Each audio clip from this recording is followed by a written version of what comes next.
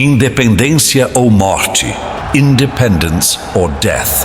In 1822, Portuguese Prince Pedro's defiant cry echoed across Brazil, marking the birth of a new empire. Emerging from a royal court in exile, the Empire of Brazil soon eclipsed its mother country Portugal in wealth, influence and prestige, becoming South America's dominant power. But beneath its splendor lay profound contradictions. Prosperity built on slavery, modernization alongside entrenched inequality, and an emperor whose greatness could not prevent its collapse. In a single day, a bloodless coup would end South America's greatest empire.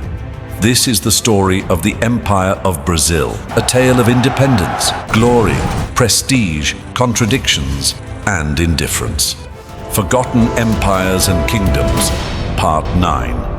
Brazil's imperial story began amid Napoleonic Europe. By 1806, Napoleon controlled much of the continent but was unable to break Britain and its Royal Navy. His continental system aimed to strangle British trade, but Portugal, Britain's oldest ally, refused to comply, putting itself at risk. The Kingdom of Portugal was ruled nominally by Queen Maria I, known as Maria the Mad, with her son, Prince João, quietly governing as regent. João's defiance of Napoleon placed Portugal in grave danger. On October 12, 1807, a combined French and Spanish army under General Jean-Andoche Junot invaded Portugal. Realizing resistance was futile, Prince João made a desperate decision. To save his dynasty, he would flee. On November 29th, the Portuguese royal family, along with nearly 10,000 nobles, courtiers, ministers, soldiers, merchants, and their families, set sail for Brazil under British naval escort. The departure was chaotic.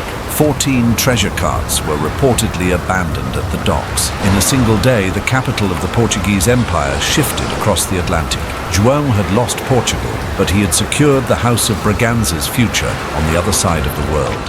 When Prince João and the Portuguese court arrived in Brazil on January 22, 1808, they found a colony rich in resources but severely underdeveloped. For centuries, Portugal had treated Brazil as little more than an economic asset, profitable but subordinate. Domestic industries were banned, trade was tightly controlled, and all wealth, gold, sugar, and coffee, flowed back to Lisbon. Cities like Salvador and Rio de Janeiro were underdeveloped and lacked basic infrastructure. The economy was built on the brutal institution of slavery, with nearly half the population enslaved, sustaining vast plantations and mines. Yet, João's arrival instantly transformed Brazil. He opened ports to international trade, founded Brazil's first banks, military academies, and printing presses, and established Rio de Janeiro as the empire's new capital. Determined to elevate Brazil's international status, in 1815, João declared the creation of the United Kingdom of Portugal, Brazil, and the Algarves, elevating Brazil to equal status with Portugal. For the first time in colonial history, a European empire had placed a colony on equal footing with its mother country. In doing so, João gave Brazil legitimacy and unwittingly set the stage for the very independence he hoped to avoid. On March 20, 1816, Queen Maria I died, and João was officially crowned King João VI of the United Kingdom of Portugal, Brazil, and the Algarves. Yet, tensions were rising in Portugal. In 1820, the liberal revolution in Porto demanded João draft a constitution and return to Lisbon. On April 25, 1821, João reluctantly returned to Portugal, leaving his son Pedro as regent. Before departing, João prophetically declared, "If Brazil is to separate, let it be under Pedro rather than any adventurer." The Portuguese parliament, the Cortes Gerais, demanded Brazil's return to colonial subordination, sparking outrage among Brazilian elites who had experienced autonomy and prosperity under João's reforms. Popular pressure mounted, and Pedro, caught between loyalty to his father and the will of the Brazilian people, made his choice. On January 9, 1822, he famously declared, "Since it is for the good of all and the general happiness of the nation, I am willing. Tell the people that I am staying." Lisbon declared Pedro a traitor. Pedro surrounded himself with Brazilian advisors like José Bonifácio de Andrada e Silva, who urged independence. On September 7, 1822, while returning from São Paulo near the Ipiranga River, Pedro received news that his royal powers had been revoked. Drawing his sword, he declared, "For my blood, my honor, my God, I swear to give Brazil freedom. Independência ou Morte." Independence or death. On October 12, 1822, his 24th birthday, Dom Pedro was proclaimed Emperor of Brazil and was crowned that December. The Empire of Brazil was born, but independence would not come with a declaration. It would have to be won through war. Portuguese forces still occupied strategic locations, notably Salvador. Brazilian forces under French General Pierre Labatut besieged Salvador, while Lord Thomas Cochrane and the Brazilian Navy intercepted reinforcements and blockaded the port. After a 16-month siege, Salvador fell on July 2nd, 1823. With victory secured, Brazil adopted its first constitution on March 25, 1824, and on August 29, 1825. Nearly 3 years after Pedro's cry of independence or death, Portugal signed the Treaty of Rio de Janeiro, formally recognizing Brazil's sovereignty. Brazil's new constitution established a constitutional monarchy with an elected Chamber of Deputies and a lifetime appointed Senate. But the real power lay in the moderating power, a unique fourth branch of government that gave the emperor sweeping authority to dissolve legislatures, appoint ministers, and mediate disputes. Unlike its republican neighbors, Brazil maintained territorial unity and stability, but its foundations were built on contradiction. Slavery remained the engine of the economy, with over 1 million enslaved people laboring on sugar plantations, gold mines, and the booming coffee frontier. Pedro voiced support for gradual emancipation, but took little action. The elite landowners were too powerful. Independence had come, but for most, little had changed. Dom Pedro I had led Brazil to independence, but ruling the empire proved far more difficult than creating it. His reign was plagued by constant political tension. His use of the moderating power, meant to balance the branches of government, often felt like authoritarian overreach. In 1825, Brazil was drawn into the costly Cisplatin War with the united provinces of the Rio de la Plata, modern-day Argentina, over Cisplatina, modern-day Uruguay. After 3 bloody years of fighting, Uruguay won its independence. Brazil's treasury was drained and Pedro's prestige was weakened. Revolts erupted nationwide and economic turmoil spread. Facing insurmountable opposition, Pedro made a fateful choice.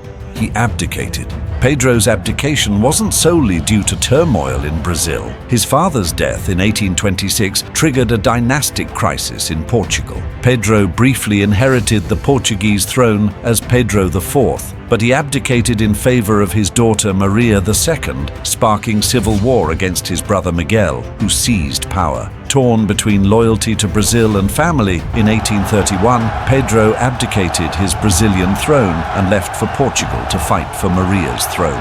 When Dom Pedro I abdicated in 1831, he left behind his 5-year-old son and heir, Emperor Pedro II.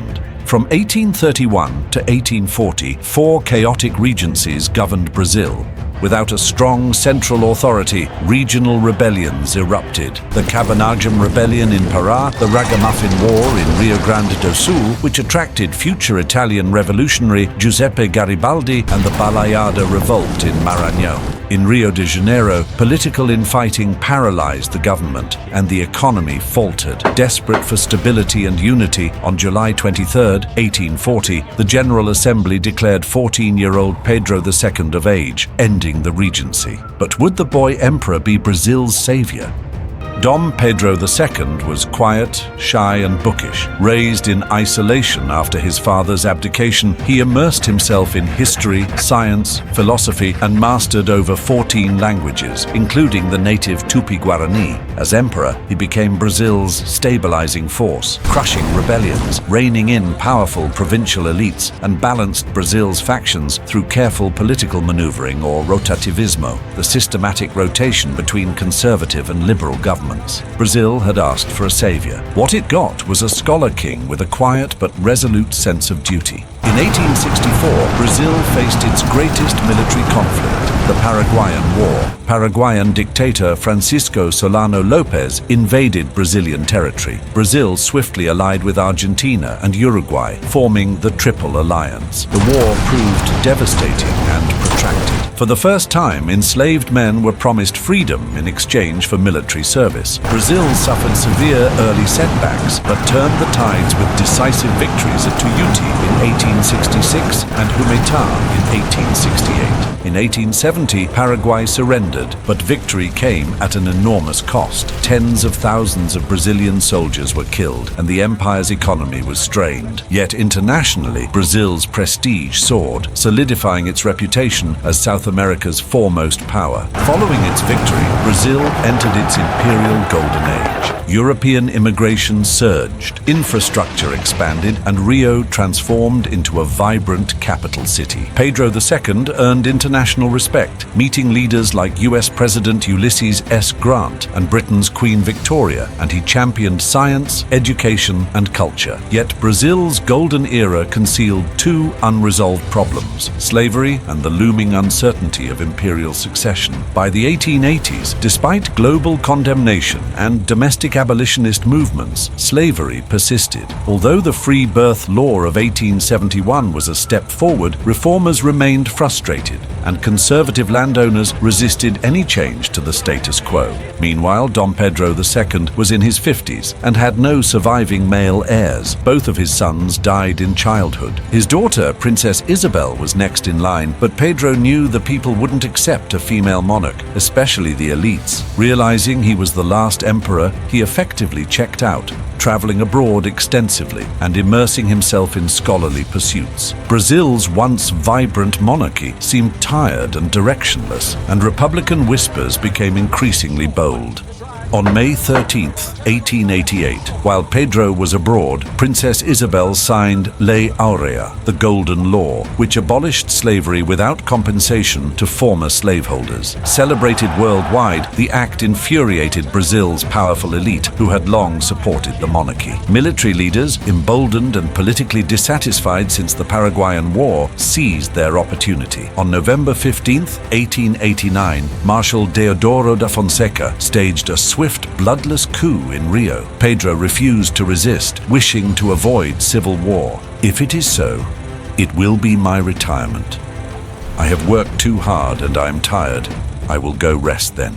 2 days later, Dom Pedro and the imperial family were exiled to Europe, never to return. The 67-year-old Empire of Brazil vanished overnight. The Empire of Brazil was a contradiction, a monarchy in a republican age, a slave-holding state led by an abolitionist emperor, a South American empire unlike any other. For 67 years, it defied the odds, uniting a vast territory, forging a national identity, and serving as a beacon of stability in a volatile region. João VI's arrival planted the seeds. Pedro I's daring cry of Independência ou Morte birthed a nation, and the magnanimous Pedro II guided it to greatness. The Empire of Brazil was never destined to last forever, yet its legacy endures. A tale of independence, glory, prestige, contradictions, and indifference. As always, don't forget to like and hit that subscribe button. Your support helps this channel grow, allowing us to bring you even more incredible stories. If you enjoyed this video, we release new episodes weekly, so click the bell icon so you never miss a future video. This is UnRecalled History. Thanks for watching, and we'll see you next time.